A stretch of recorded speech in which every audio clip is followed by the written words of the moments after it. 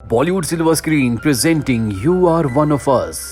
इस कहानी की शुरुआत में हमें वेंडी नाम की एक लेडी को दिखाया जाता है जो अपने हस्बैंड और अपने सन के साथ रहती है। वेंडी एक डाइनर में काम करती है। हालांकि वो बहुत अच्छा खाना बनाती है, अपने काम में बहुत अच्छी है, लेकिन उसकी बॉस कभी उसकी सैलरी नहीं बढ़ाती। इस बात से उसे बहुत परेशानी होती है।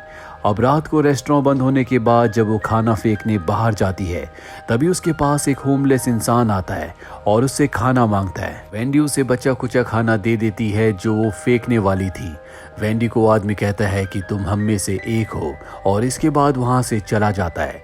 वेंडी को कुछ समझ नहीं आता, और अब जब वेंडी जा रही होती है तभी उसे एहसास होता है कि कोई उसके पीछे है। अभी उसके सामने वो होमलेस इंसान आ जाता है जिसने वेंडी से कहा था कि तुम हम में से एक हो। वेंडी उसे देखकर डर जाती है।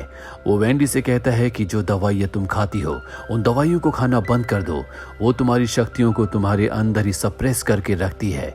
वेंडी को लगता है कि ये एक पागल इंसान है। इस आदमी का नाम मेरिक है। मेरिक को समझ में आ जाता है कि वेंडी उसकी बातों पर विश्वास नहीं कर रही, इसीलिए ब्रिज के ऊपर से वो नीचे कूद जाता है। तभी एक ट्रक आता है जो उसके ऊपर से चला जाता है, पर उस आदमी को कुछ नहीं होता। वेंडी को अपनी आंखों पर विश्वास नहीं होता। वो अपने घर चली जाती है और अगली सुबह अपनी साइकाइट्रिस्ट के पास जाती है। उसकी जो पुरानी साइकाइट्रिस्ट थी अब वो बदल चुकी है और अब उसके सामने एक नई साइकाइट्रिस्ट होती है। वेंडी साइकाइट्रिस्ट को बताती है कि रात को मैंने एक सपना देखा जिसमें एक होमलेस इंसान मेरे पास आया और ऊपर ब्रिज से नीचे गिर गया, जिसके बाद ट्रक उसके ऊपर से गया लेकिन उसे कुछ नहीं हुआ। उसकी बातें सुनने के बाद साइकाइट्रिस्ट उसकी डोज और भी बढ़ा देती है। वेंडी अपने घर आती है जहां पर उसे घर खाली करने का नोटिस मिलता है। नोटिस देखकर वो परेशान हो जाती है क्योंकि वो अपने परिवार के साथ इस घर में रहती है। अब वो काम पर जाती है जहां पर मेरिक एक बार फिर से उसके पास आता है और कहता है कि तुम्हें अपनी दवाइयां नहीं खानी चाहिए। मेरिक को देखकर वो हैरान और परेशान होती है कि वो इतनी ऊपर से गिरने के बाद, ट्रक उसके ऊपर जाने के बाद जिंदा कैसे बचा। मेरिक उसके हाथ में एक ब्रोशर देता है और वहां से चला जाता है। वेंडी को अब कहीं ना कहीं मेरिक की बातों पर विश्वास है, इसीलिए वो तय करती है कि वो अपनी दवाइयां नहीं खाएगी। दवाइयां ना खाने की वजह से उसे गुस्सा आना शुरू हो जाता है और रात को जब वो घर जा रही होती है तो कुछ लोग उसे परेशान करते हैं। वेंडी भी उनकी बातों का जवाब देती है जिससे एक आदमी को गुस्सा आता है और उस पर हमला करता है। वेंडी भी उस पर हमला करती है और अब वेंडी के अंदर सच में जो पावर्स थी वो दवाइयां ना खाने की वजह से बाहर आ गई है, इसीलिए एक ही झटके में वो उनको अपने से दूर फेंक देती है। वेंडी को समझ में आ जाता है कि मेरिक ने जो कहा था वो सच कहा था। उन दवाइयों की वजह से उसके अंदर जो शक्तियां थी वो पूरी तरह से दब गई थी। दरअसल जब वो छोटी थी तो स्कूल में उसकी वजह से प्रिंसिपल की मृत्यु हो गई थी, जिसके बाद से उसने इन दवाइयों को खाना शुरू कर दिया था। अगले दिन दिखाया जाता है जब वो अपने काम पर होती है तभी उसकी बॉस कहती है कि तुम्हारी वजह से एक बर्तन टूट गया है और इसके पैसे मैं तुम्हारी सैलरी से काटूंगी। ये बात सुनकर उसे बहुत गुस्सा आता है और वो एक ही हाथ से अपनी बॉस को ऊपर उठा लेती है। जब तक उसकी बॉस उससे माफी नहीं मांगती वो उसे नहीं छोड़ती। वेंडी इसके बाद उस ब्रोशर को देखती है जो उसे मेरिक ने दिया था। उस पर एक एड्रेस लिखा होता है और अब वेंडी उस एड्रेस पर चली जाती है जहां पर मेरिक उसे मिलता है। मेरिक उसे बताता है कि जो भी तुम्हारे अंदर बदलाव आ रहा है वही तुम्हारा असली रूप है, पर सरकार हम जैसों की शक्तियों को दबाती है।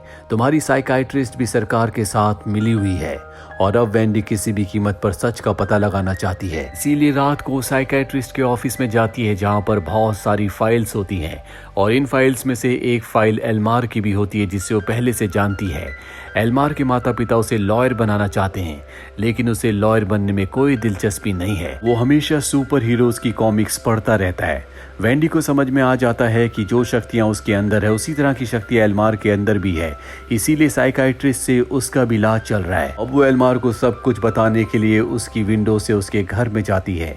जब एल्मार उसे अपनी विंडो से आता हुआ देखता है तो हैरान हो जाता है क्योंकि ये बहुत हाइट पर होती है। वेंडी कहती है कि जो दवाइयाँ तुम खाते हो तुम्हें उन दवाइयों को खाना बंद करना होगा। एल्मार को उसकी बात समझ नहीं आती क्योंकि बचपन से वो इन दवाइयों को खाता है और वेंडी उसे कहती है कि तुम्हारे अंदर खास शक्तियां हैं और अगर तुम इन दवाइयों को खाना बंद कर दोगे तो तुम्हारी शक्तियां तुम्हें वापस मिल जाएगी। दरअसल ये दोनों एक ही जगह पर काम करते हैं। वेंडी अगले दिन अपने डाइनर में जाती है जहां पर वो अपनी बॉस से कहती है कि तुम्हें मेरी सैलरी बढ़ानी होगी। हालांकि वो बहुत वक्त से इसके लिए ट्राई कर रही होती है, पर अब उसकी बॉस उससे डरती है, इसीलिए वो उसकी सैलरी बढ़ा देती है। तभी वहाँ पर एल्मार आता और कहता है कि अब मैंने वो दवाइयाँ खाना बंद कर दिया। वेंडी पूछती है इससे तुम्हारे अंदर क्या बदला। तभी वो अपने हाथ में बल्ब उठाता है जो अपने आप ही जल जाता है। दरअसल ये उसकी शक्ति है। वेंडी उसकी शक्तियाँ देखकर बहुत खुश होती है और अब ये दोनों के दोनों वॉक के लिए निकल जाते हैं। इनके पास पैसे नहीं है।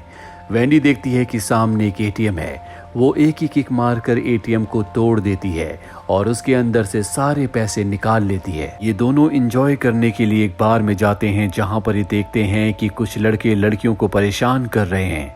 वेंडी उनके बीच में जाती है और उन्हें सीड्यूस करके वॉशरूम में ले आती है जहां पर एल्मार भी होता है और ये दोनों उन सबको सबक सिखाते हैं। इसके बाद वेंडी अपने घर आ जाती है जहां पर वो अपने हस्बैंड को पैसे देती है और कहती है कि हमारे ऊपर जितना भी कर्जा है अब वो कर्जा उतर जाएगा।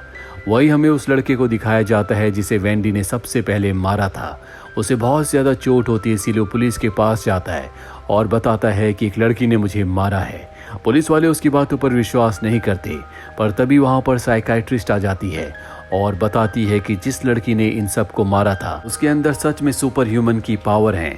वहीं वेंडी को दिखाया जाता है जो एल्मार को लेकर मैरिक के पास जाती है और अब एल्मार मैरिक को अपनी पावर्स दिखाता है जिससे वो पूरे के पूरे पार्क की लाइट्स ऑन कर देता है। मैरिक उसकी पावर्स देखकर बहुत खुश होता है और अब मैरिक इन दोनों को बताता है कि एक बिल्डिंग है जिसके अंदर सरकार हम जैसे लोगों के ऊपर एक्सपेरिमेंट्स करती है। वहाँ पर बहुत सारे ऐसे लोग हैं जिनके अंदर सुपर पावर्स हैं। सरकार ने उन सबको वहाँ पर कैद करके रखा है। वेंडी तय करती है कि वो सबको वहाँ से निकालेगी और अब वो अपने दोनों साथियों के साथ वहाँ पहुँच जाती है। यहाँ सबसे पहले वो गार्ड के पास जाती है और उसे सीड्यूस करती है जिसके बाद वो उसे बांध देती है। एल्मार जिसके पास इलेक्ट्रिक पावर है वो यहाँ के कंट्रोल रूम में शॉर्ट सर्किट कर देता है और अब ये बाकी लोगों को आज़ाद करने के लिए अंदर जाते हैं जहाँ पर एक गार्ड इन्हें देख लेता है। वो मैरिक के ऊपर गोली चलाता है लेकिन वो फौलाद की औलाद है यानी कि उस पर गोली का कोई असर नहीं होता।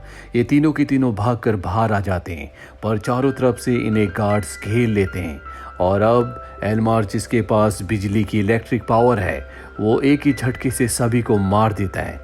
ये देखकर वेंडी को बहुत दुख होता है क्योंकि इनकी वजह से कई सारे बेगुनाह लोग मारे गए पर एल्मार का इस बात पर कोई फर्क नहीं पड़ता।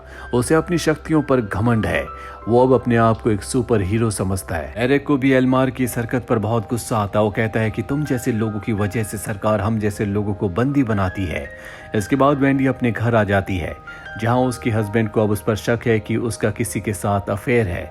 अगली सुबह वो एक्सेप्ट कर लेती है कि मेरा अफेयर था लेकिन अब मैंने सब कुछ खत्म कर दिया है। उसका हस्बैंड उसे माफ कर देता है। दरअसल उसने ऐसा इसलिए कहा होता है क्योंकि वो अपनी सच्चाई अपने हस्बैंड को नहीं बताना चाहती। वहीं एल्मार को दिखाया जाता है जो साइकाइट्रिस्ट के पास जाता है।